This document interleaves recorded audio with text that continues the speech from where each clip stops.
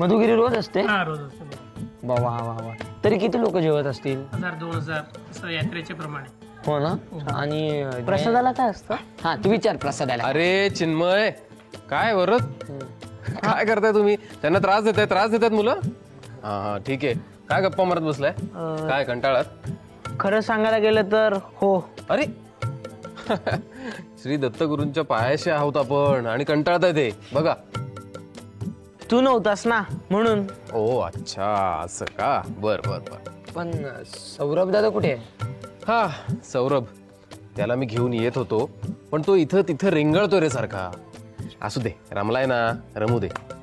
तुला सांगतो, त्याला रिअलाइज होतंय हा थोडं थोडं. लवकरच आपल्यात येणार आहे तो. दादा, पण तुला असं वाटतं?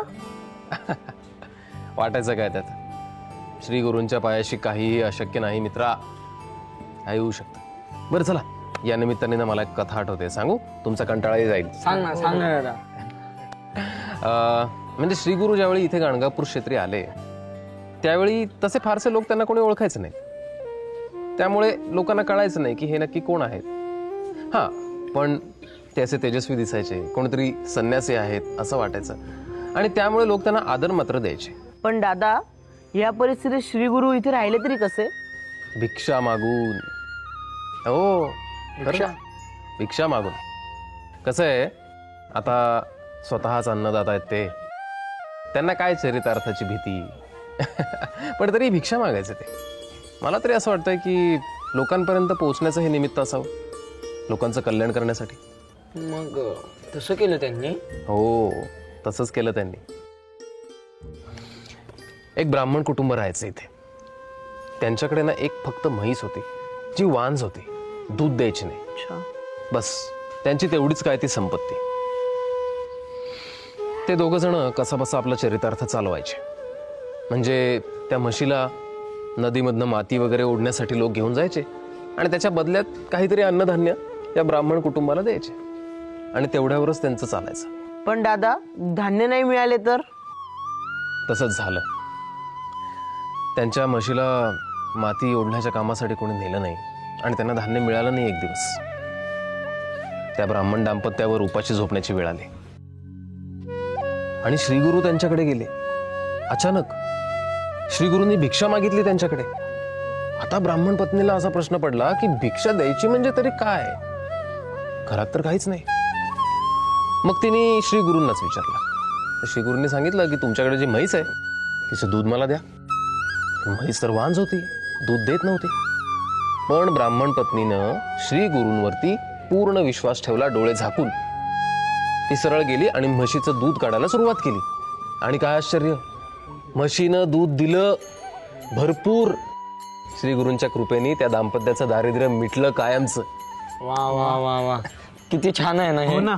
त्यामुळे आपणही श्रीगुरूंवर विश्वास ठेवायला हवा, अगदी डोळे झाकून. अगदी बरोबर.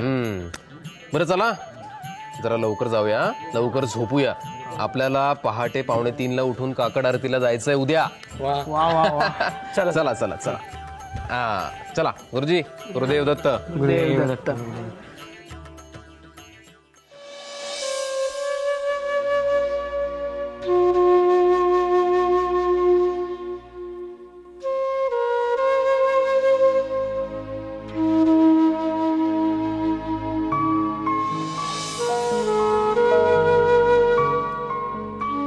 काय करावं काही सुचत नाही. गुरुराया, आपला महिमा मी नाकारत नाही. आपल्यावर श्रद्धा आहेच माझी. त्या श्रद्धेपोटी तर इथवर आलो. पण मलाही वाटतं मोठं व्हावं आपल्यासारखंच, कंट्रोलमध्ये ठेवावं सगळ्यांना. आणि तसं होतही होतं आजवर. पण मध्येच हा विवेक टपकला. माझ्या मित्रांना माझ्यापासून तोडतोय. पण मी नाही होऊन देणार, असं नाहीच होऊन देणार.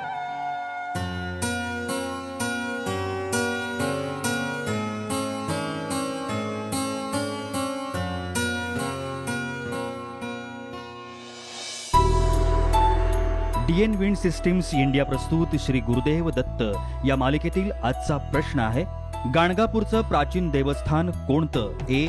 विठ्ठल, B. कल्लेश्वर, C. कृष्णा आणि D. राम.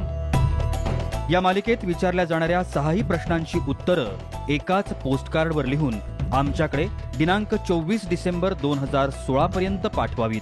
त्यासाठी आमचा पत्ता आहे साम टीव्ही, सकाळ, पोस्ट बॉक्स नंबर 814, कोल्हापूर 416008. तसंच तुम्ही तुमची उत्तरं SMS करून सुद्धा पाठवू शकता.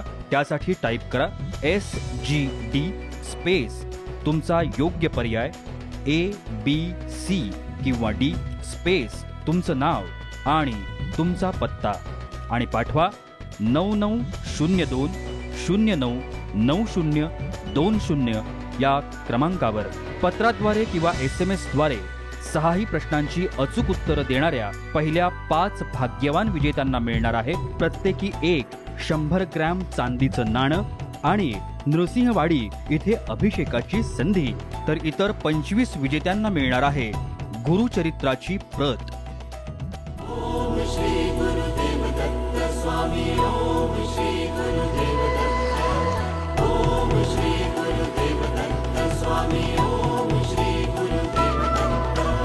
त्रिगुणात्मक त्रैरूपी मूर्ती तुझी देवा, संकटी संरक्षी स्फूर्ती तुझी, वात्सल्य मंगल छाया तुझी देवा, आम्हावर आईची माया तुझी.